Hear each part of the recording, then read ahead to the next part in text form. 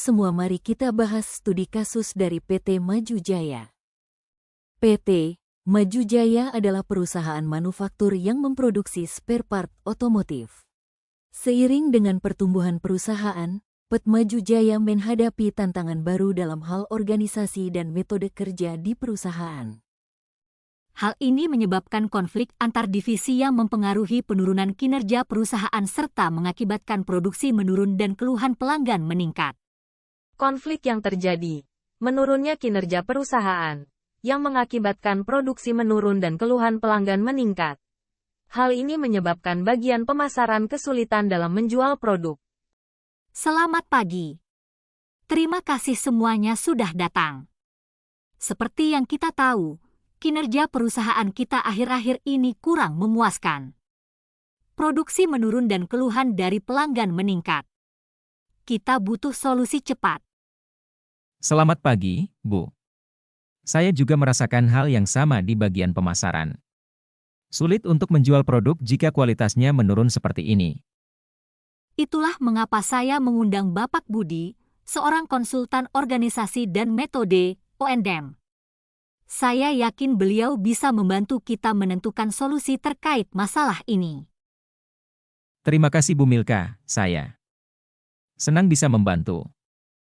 Sebelum kita mulai, bisakah kalian ceritakan lebih detail tentang masalah yang kalian hadapi? Kami sering mengalami kebingungan terkait alur kerja dan pembagian tugas, Pak. Ini di bagian produksi mengakibatkan banyaknya produk cacat dan output menurun. Dari sisi pemasaran, banyak pelanggan mengeluh tentang keterlambatan pengiriman dan kualitas produk yang tidak konsisten. Baik, berdasarkan informasi ini, saya melihat ada kebutuhan mendesak untuk perbaikan organisasi dan metode kerja.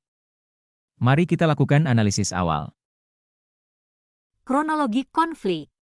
Manajer operasional mengumpulkan tim untuk membahas kinerja perusahaan yang akhir-akhir ini menurun. Karyawan bagian pemasaran mengeluhkan kualitas produk yang menurun dan yang mengakibatkan kesulitan dalam melakukan penjualan dan pengiriman. Karyawan bagian produksi mengalami kebingungan terkait alur kerja dan pembagian tugas yang kurang jelas, sehingga menyebabkan banyaknya produk cacat. Konsultan O&M akan melakukan perbaikan organisasi dan metode kerja setelah menerima keluhan-keluhan dari berbagai divisi tersebut. Konsultan O&M melakukan observasi di bagian produksi dan membuat standar operasional prosedur (SOP) yang jelas serta mendefinisikan ulang alur kerja dan pastikan setiap karyawan mengetahui tugas dan tanggung jawabnya. Penyelesaian konflik. Untuk menyelesaikan konflik ini, perusahaan mengambil beberapa langkah strategis. Langkah pertama, mendefinisikan ulang alur kerja dan memastikan setiap karyawan mengetahui tugas dan tanggung jawabnya. Membuat prosedur standar operasional (SOP) yang jelas. Mulai menggunakan SOP baru dan membagi tugas dengan jelas. Kesimpulan. Konflik organisasi adalah hal yang tidak dapat dihindari, terutama dalam perusahaan yang terus berkembang. Namun, dengan pendekatan yang tepat, konflik dapat diubah menjadi peluang untuk perbaikan dan inovasi. Pengalaman PT Maju Jaya adalah pentingnya organisasi dan metode O&M dalam sebuah perusahaan tidak dapat diabaikan.